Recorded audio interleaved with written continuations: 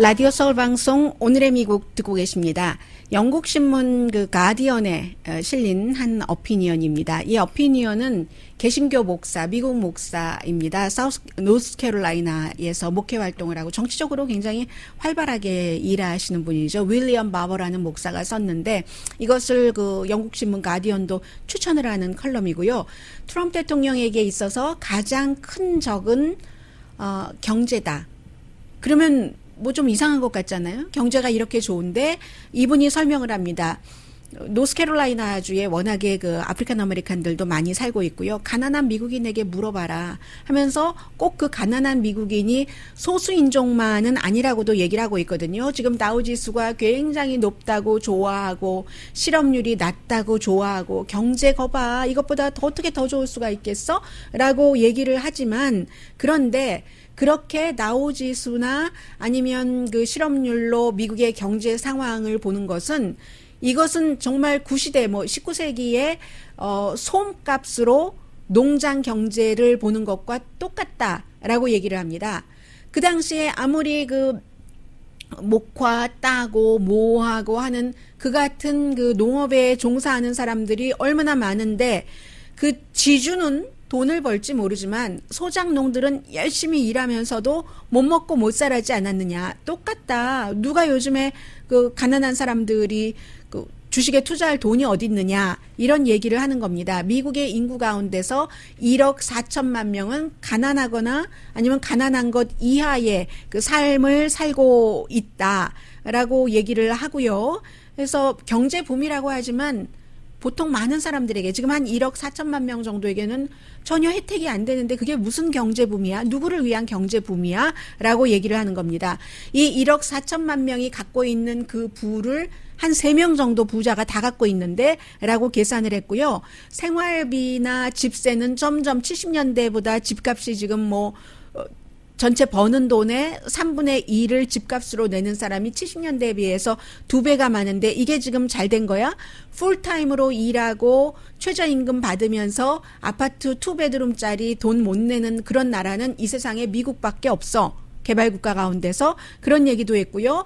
아프리칸 아메리칸 60%가 가난하고 히스패닉 64%가 가난하지만 백인에게 물어봐. 백인들도 사실 1인 인종별로 가장 가난한 그런 인종은 백인이거든. 백인은 100인의 100만, 1000만, 6,600만 명이 백인이 저소득층이라고 이런 얘기를 합니다.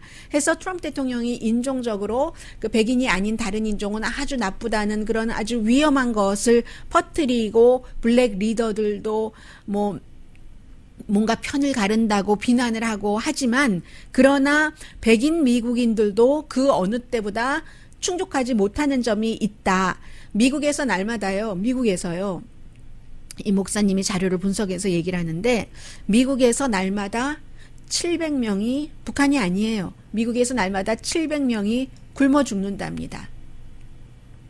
그에 비해서 트럼프 대통령이 비상사태, 국가 비상사태라고 얘기한 바이프 중독으로 숨지는 젊은이들이 7명입니다.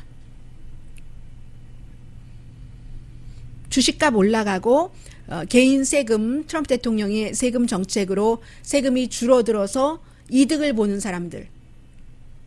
이게 바로 트럼프의 경제다라고 지적을 하고 있습니다. 그래서 2020년의 문제는 선거철의 문제는 트럼프 대통령을 왜 그렇게 지지를 하지? 말도 그렇게 함부로 하고 하는데 트럼프 대통령을 지지하는 사람들이 문제인 것이 아니라 민주당이 아젠다를 만들어야지 된다는 겁니다.